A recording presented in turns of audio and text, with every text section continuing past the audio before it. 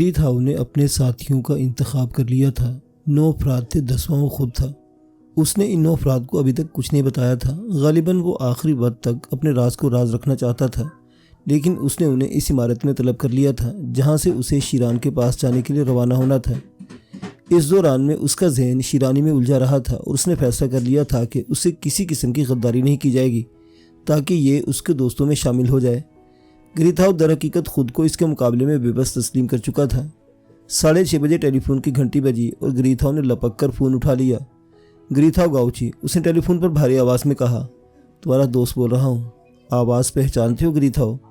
हाँ मिस्टर शीरान सूफी सद, और फिर मैं आप ही के फ़ोन का इंतज़ार कर रहा था। मुझे यकीन था। क्या फ़ैसला किया तुमने गिरीथाओ? मेरे पास पहुँच रहे हो? क्यों नहीं मिस्टर शीरान, ये फैसला तो मैंने इसी वक्त कर चुका था। अब तो सिर्फ मुझे आपके टेलीफोन का इंतज़ार था। ठीक है, तुम यूँ करो कि साउथ विंग पर कोबरा हाउस नामी इमारत में पहुंच जाओ। क्या तुमने इमारत देखी है? Cobra house? मेरा ख्याल है मैंने ये इमारत नहीं देखी जनाब। तहाँ मैं उसे तलाश कर लूँगा। साउथ विंग में किसी इमारत की तलाश कर लेना, कोई मुश्किल काम नहीं होगा। बस ठीक है। तो कितने अफराद आ रहे हैं तुम्हारे साथ? मुझ समेत 10 अफराद होंगे जनाब। ठीक है, हम इमारत में तुम्हारा इंतज़ार कर रहे हैं, शीरान ने कहा और फ़ोन बंद कर दिया। गिरीथाओ गाउची बादल खास्ता अपनी जगह से उठ गया था। तैयारी वगैरह में थोड़ा सा वक्त सर्फ हुआ और वो एक बड़ी वैन में बैठकर चल पड़े। कोबरा नामी इमारत एक छोटी सी इमारत थी, बहर तौर इसका नाम नुमाया तौर पर पढ़ा जा सकता था। उन्होंने वैन इमारत के सामने रोक दी और ये सब उतरकर इमारत के अंदर दाखिल हो गए। अंदर उन्हें सिर्फ एक शख्स मिला जिसने उनकी रहनुमाई की, लेकिन गिरीथाओ गाउची ये देखकर सख्त हैरान रह गया कि वो शख्स उसे इमारत की राहदारियों से गुजारकर उसके अकबे हिस्से में लाया और फिर अकबे दरवाजे से बाहर निकल आया। बाहर एक और वैगन खड़ी हुई थी। उसने इस वैगन में बैठने का इशारा किया और गिरीथाओ गाउची गहरी सांस लेकर रह गया। कितनी उम्दा तरकीब थी। अगर गिरीथाओ गाउची ने अपने आदमियों को कोबरा हाउस इमारत की निगरानी के लिए कहा होता तो किसी हंगामे की साजिश की होती तो वो बाहर इंतज़ार करते ही रह जाते और वो इमारत में दाखिल होते तो वहाँ किसी का वजूद न मिलता। बहर तौर वो इस शीरान के आदमी के लिए दिल में बहुत कुछ सोचता रहा। वैन थोड़े से सफ़र के बाद एक और इमारत में दाखिल हो गई जिसके बरामदे में चंद अफराद गिरीथाओ गाउची के इस्तकबाल में खड़े थे।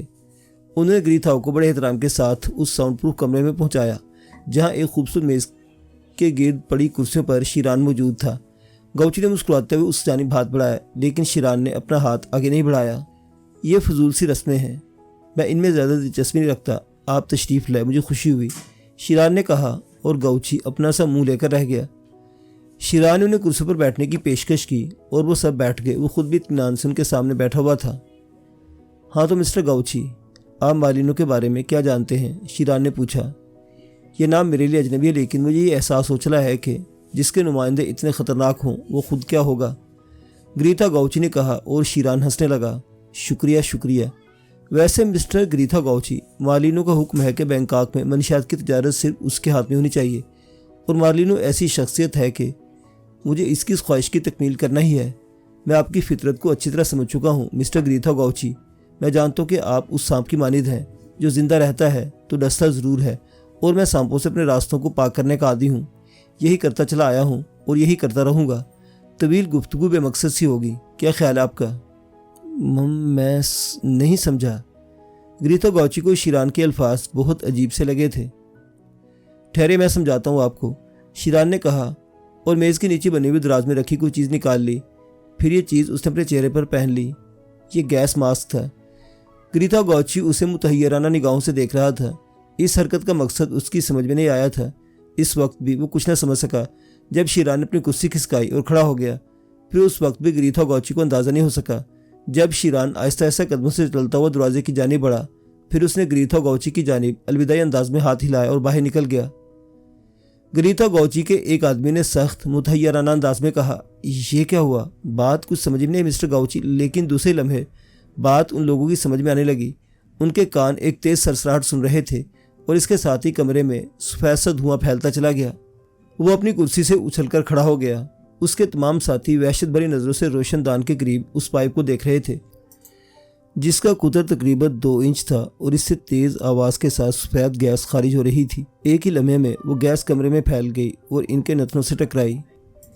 गिरीथाओ गाउची एक जहादीदा आदमी था। इससे बात पोशीदा न रह सकी कि गैस ख्वाबावर नहीं बल्कि ज़िंदगी छीन लेने वाली है। दूसरे लम्हे इसके हलक से एक कड़ी आवाज़ निकली, भागो, निकलो यहाँ से वरना। और उसके साथ ही इसके दोनों हाथ अपने गले पर पहुँच गए। गैस इतनी सिरियुल असर थी कि उसने आन के आन में लोगों के हलक जकड़ लिए थे। न जाने किस तरह वो सब के सब इस खूबसूरत और अजीमुशान कत्लगाह के दरवाजे तक पहुँचे। ग्रीथा गौची ने दरवाजे के हैंडल पर हाथ रखकर उसे अंदर की जानिब खींचा तो इसके हवास बिल्कुल जवाब दे गए। दरवाज़ा बाहर से बंद था। इसने फटी फटी निगाहों से अपने साथियों की जानिब देखा और फिर घुटी घुटी आवाज़ में बोला, तोड़ने की कोशिश करना, वरना ये जगह हम सबका मकबरा। मकबरे के बाद वो कुछ न कह सका। उसके हाथ पांव बेजान होने लगे, अलबत्ता आंखें काम कर रही थी और वो कदरे सोच भी सकता था। इसने सरासीमा निगाहों से अपने साथियों की जानिब देखा। कोई भी दरवाजे के करीब नहीं पहुंच पाया था। वो सब यूं चल रहे थे जैसे खला में चहलकदमी कर रहे हों। फिर उनमें से एक औंधे मुंह नीचे गिरा, दूसरे ने इसके बदन से ठोकर खाई और उसके ऊपर ही ढेर हो गया। ग्रीथा गौची ने अपने बदन को संभाल कर मुड़ने की कोशिश की, लेकिन उसके आज़ाब ही उसका साथ न दे सके और वो भी ढेर होकर मौत की आगोश में पहुंच गया। जहरीली गैस ने इन लोगों को ज़्यादा देर अजियत में रहने का मौका नहीं दिया था। दरवाजे से दूसरी जानिब इस राहदारी से कुछ दूर शीराने कमरे में आरामदेह कुर्सी पर दराज दोनों पाँव हिला रहा था। उसकी चमकदार आंखें दरवाजे की जानिब लगी हुई थी। फिर कोई मुलाजिम उधर से गुजरा तो शीरा ने उसे गरजदार आवाज़ में कहा, उधर मत जाओ, भाग जाओ यहाँ से। मुलाजिम उल्टे पांव वापस जाने लगा तो शीरान फिर बोला, सुनो, ग्रीचर और मैग्नीशिया को भेज दो। मुलाजिम गर्दन झुकाकर चला गया और थोड़ी देर बाद ग्रीचर और मैग्नीशिया शीरान के पास पहुंच गए। दोनों मुतहैयर नजर आ रहे थे। जिस कॉन्फ्रेंस का इनकाद किया गया था वो भी शुरू नहीं हुई थी, लेकिन शीरान इस मीटिंग में शरीक होने के बजाय इस कमरे में बैठा हुआ था। फिर वो मीटिंग किसके साथ हो रही थी? शीरान का मसरूर चेहरा चमक रहा था। मैग्नीशिया उसके चेहरे से निगाहें न हटा सकी। कैसा अजीबो गरीब और अनोखा, क्या भेड़िए भी खूबसूरत होते हैं, वो सोच रही थी। बैठो बैठो बैठो भाई, तुम लोग फिर तकल्लुफ से काम ले रहे हो। मैंने कहा ना, मुझसे बेतकल्लुफी से पेश आया करो। शुक्र मिस्टर शीरान। ग्रीचर और मैग्नीशिया कुर्सियों पर बैठ गए। तुमने देखा होगा मिस्टर ग्रीचर के हमारे साथ गुफ्तगू करने के लिए एक बहुत बड़ी शख्सियत आई है, यानी मिस्टर ग्रीथा गौची। यह मामूली शख्सियत नहीं है। बैंकॉक के 30 में से 22 अड्डे इनकी मलकियत थे और वहाँ लाखों नहीं बल्कि करोड़ डॉलर की मंशियात फरोख्त होती थी और मिस्टर ग्रीथा गौची अपने ख़जाने भरते चले जा रहे थे। लेकिन मार्लिनो को ये बात पसंद नहीं थी और शायद तुम्हें ये बात मालूम हो कि मार्लिनो मुझे बेहद पसंद है। वो ऐसी दिलचस्प शख्सियत का मालिक है कि बयान से बाहर। गौर करो कि जिस शख्स के दोनों हाथ और दोनों पाँव कटे हुए हों और वो एक व्हीलचेयर पर इस अंदाज में बैठा रहता हो कि जब तक उसे कोई पूछ से न धकेले वो 1 इंच भी आगे न बढ़ सके। लेकिन जब तुम इस शख्स को फ़ज़ा में उछलते कूदते, कलांचे भरते और दीवारों को अपने कटे हुए हाथों से गिराते देखते हो तो तुम लोग हैरत से उछल पड़ोगे। ये पहली शख्सियत है जिससे मैं मरूब हुआ। मुझे उसकी हिम्मत और इस्तक़लाल से प्यार है। इसने खुद को माजूर होने के बावजूद ज़िंदा रखा है और जब से इस मार्लिनो को मिस्टर ग्रीचाओ के अड्डे बल्कि मिस्टर गौची ही पसंद नहीं तो फिर भला इसकी क्या तुक है कि बैंकॉक में इसका नाम जिंदा रहे या वो खुद जिंदा रहे। क्या ख्याल है तुम लोगों का? ग्रीचर और मैग्नीशिया कुछ समझ नहीं सके थे। शीरान चंद लम्हे इनकी आंखों में देखता रहा, फिर बोला, ठीक है, कोई नहीं समझ सकता, तुम भी नहीं समझ सकते, लेकिन मैंने जो सोचा था वही मुनासिब था और मेरा ख्याल है वो लंबू अपना काम कर चुका होगा। आओ जरा नीचे देखें वो अपने कमरे में मौजूद है या नहीं। मैग्नीशिया और ग्रीचर भी उठ खड़े हुए। शीरान ने दोनों हाथ फैलाकर इनके शानों पर रखे और इनके साथ कमरे से निकल आया। वो इस वक्त बहुत खुशगवार मूड में था। मैग्नीशिया और ग्रीचर अब भी मोहतात थे। वो इस खुशगवार मूड से धोखा नहीं खा सकते थे। ताउनी का कमरा इस राहदारी के सिरे पर था। वो इस मीटिंग रूम के सामने से भी गुजरे जिसका दरवाज़ा बंद था। ग्रीचर और मैग्नीशिया दोनों ने दर्जीदा निगाहों से उस तरफ देखा। अंदर मुकम्मल खामोशी तारी थी। वैसे भी कोई आवाज़ होती तो इस कमरे से बाहर नहीं आ सकती थी। दूसरे कमरे में ताउनी मज़े से बैठा सिगरेट पी रहा था। धुएं के मरगूले इसके हलक से निकल रहे थे। वो एक नीकर और बुनियान पहने हुए था। आंखों पर चश्मा लगा हुआ था और सर के पिछले हिस्से पर एक फ्लैट हेड टिका हुआ था। शीरान को देखते इसने सिगरेट एस्ट्रे में बुझाई और उठ खड़ा हुआ। इसके पीले और भद्दे दांत निकल पड़े। हेलो चीफ, इसने पुरमुसर्र लहजे में कहा। तो तुम्हारा काम ख़त्म हो गया? शीरान ने पूछा। बिल्कुल ख़त्म चीफ। काम ही कितनी देर का था?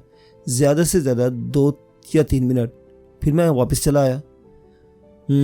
अब कमरा खोला जा सकता है? शीरान ने पूछा।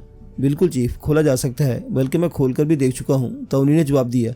वेरी गुड, आओ फिर ज़रा हम उन लोगों का दीदार कर लें, शीरान बोला और ताउनी के साथ वापस चल दिया।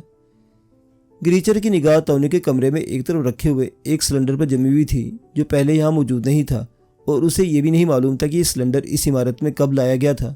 अजीब सा सिलेंडर था। इसका रंग सफ़ेद था ऊपरी हिस्से पर 2 लंबी लंबी रबड़ की नालियां लगी हुई थी।